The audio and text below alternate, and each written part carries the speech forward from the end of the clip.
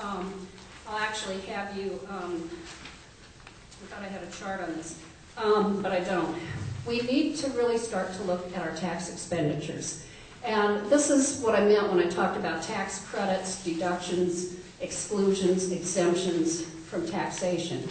We forego more revenue than we currently collect by our decisions, either conscious decisions to exempt something from a tax, or in the case of services, the fact that we just never got around to taxing services. There's nothing in our tax code that says we exempt services. And when I talked to people in Treasury and I said, why don't we tax services? They said, well, we just never got around to it. It wasn't a big part of the economy. Well, now it is. And there is a yearly tax expenditure, and they're called expenditures because if you think about it as silent spending, you know, we don't make a direct appropriation, but it's an expenditure of the tax money by passing the credit.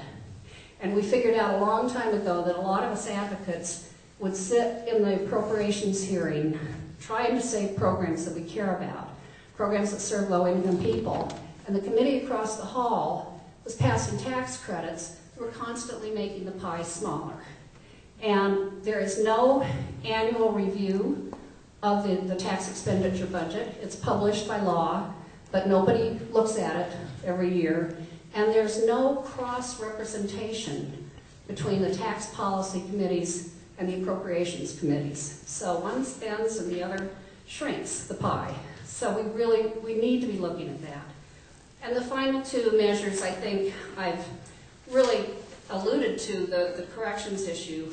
We've got to start to look at our corrections policies.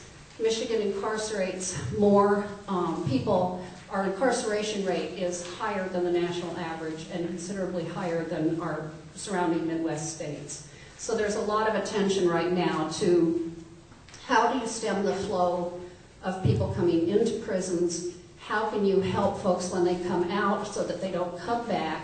How can you shorten the time that people are actually in prison? And there are a lot of policy ramifications involved with that, but I think, as you could see from the prior charts, this is a conversation that's got to start taking place in Michigan. And I would just close by saying that we have got to start reinvesting in programs and reinvesting in the kinds of things that really contribute to the quality of life in Michigan. I talked to a group 2 weeks ago in Detroit that's focused on child advocacy issues. And I didn't lay out policy recommendations that could really improve the lives of kids because they were experts in that. They know that early childhood education, they know that prevention, they know that, you know, access to health care all can make a difference for kids. But we can't do any of those things unless we get past this budget problem and start to bring our revenue base to a place where we can actually fund the services that people in Michigan want and need. So it's kind of a dreary closing, but I think it's very important in terms of understanding the debate that is or isn't going on in Lansing, depending on how you look at it and how we go about solving our state's problems. So, thank you. Thank you.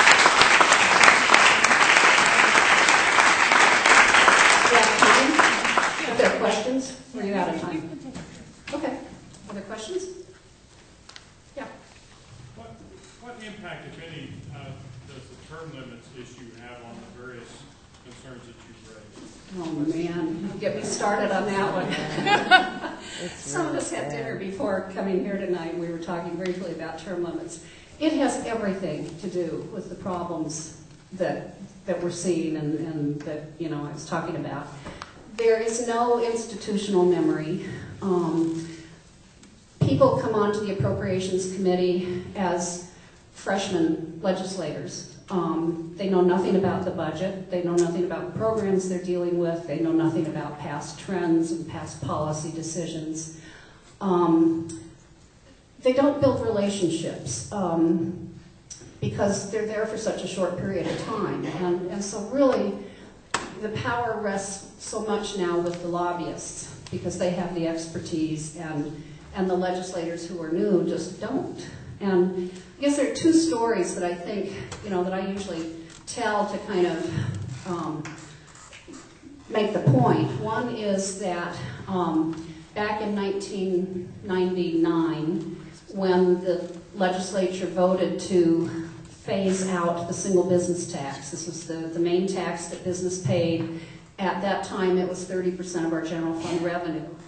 But the legislature voted to phase it out over a certain number of years. From the time the press conference was held to talk about the bill to the time it got to Governor Engler's desk was 3 weeks. And 3/4 of the House members had been in office for 6 months. This is a very complicated tax. And, any of you who are familiar with know how complicated it is. 3 weeks. So, that's just horrific, I think, in terms of responsible decision making. In terms of the relationships, I heard a story around the 2007 budget crisis when they were all huddling trying to avoid the government shutdown, and they pulled a group of legislators together to try to hammer out something around a piece of the budget. And one legislator was sitting next to another one, and one said to the other, who do you work for? And the one legislator thought the other legislator was a staffer, when in fact, as a colleague, he also was a legislator. They didn't know each other, didn't know who their colleagues were. So, it's very damaging. And we're going to see it again after the 2010 election, and most of the Senate will turn over. And right now, that's where, to the extent that we've got any long-term expertise right now, it's in the Senate. And they're all term limited, and the majority of them will be leaving. So, yeah. Do you know anything about the decline in homelessness in Michigan? County homelessness, those are numbers that are really hard to get. MSHDA, the Michigan State Housing Development Authority, has a division that works on homelessness issues, but we've just always had a really hard time getting a firm count because we don't know when people are doubled up. You can't always find people. You can get a count if you're just dealing with the shelters, but that undercounts the real number.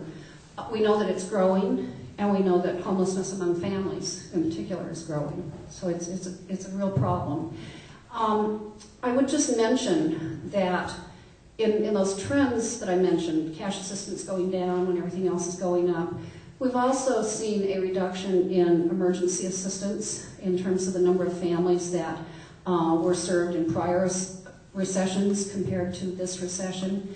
Energy assistance, we've seen the same thing. And in terms of homelessness, you lose your heat, you're eventually evicted. You need that, you might have an eviction notice and need help with that month's rent payment. That's not available now. So there's just, the safety net isn't there to prevent homelessness. We also, a lot of you will recall, in 1991, eliminated the General Assistance Program that provided a very meager stipend, meager grant amount to single individuals and couples without children. It was a whole $240 a month or something like that, but it was enough to afford a room in a single room occupancy hotel. There's about 93,000 people that were in that program at the time. They didn't go away, and there are people just like them today, but there is no safety net for those folks so that they can afford that SOR room and have a roof over their head. So we just